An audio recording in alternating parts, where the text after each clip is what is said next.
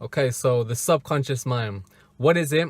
Why is it so important? And how do you affect it? I'm going to be answering all of those questions and more over the course of these next 3 videos, which I call the subconscious series. Okay, so let's get it started. Firstly, the subconscious mind.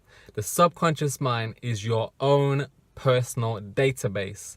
And in that database, it stores your every thought and your every emotion. Okay? What it then does, it sort of interprets these thoughts and emotions as instructions. And it then attempts to create experiences and events which it believes line up or match up with the thoughts that you have. Okay? Especially the most dominant thoughts that you have. Okay? Now, a bit more about this subconscious mind. It's in operation 24 hours a day because you may or may not know, you are always thinking for 24 hours a day. Something's always going on up here, okay? And that's not a bad thing. That's completely natural, okay?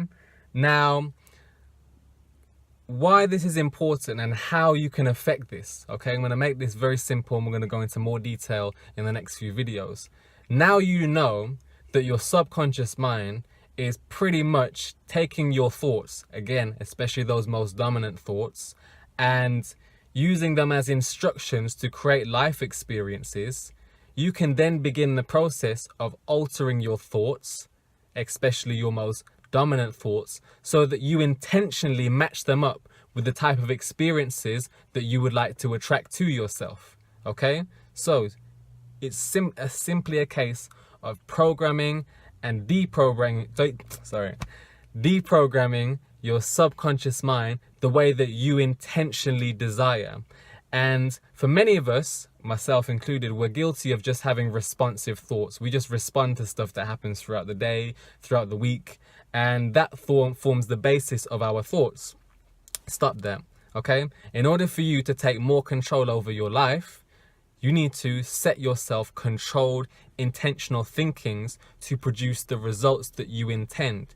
You need to feed these thoughts and apply emotion to them and passion and energy to give your subconscious mind clear, concise instructions so that it can carry out your instructions and work in your best interests. Now, this is not as simple as it may seem. It does take discipline, it does take specific techniques, but obviously I'm going to give you guys some of those techniques over the course of this series. Okay, now I want to end on this note. In my last video, which if you haven't seen, you need to go and watch it, I talked about how your thoughts become actions, your actions become habits, your habits become characteristics, and then that sort of forms your personality and the type of experiences you're going to have.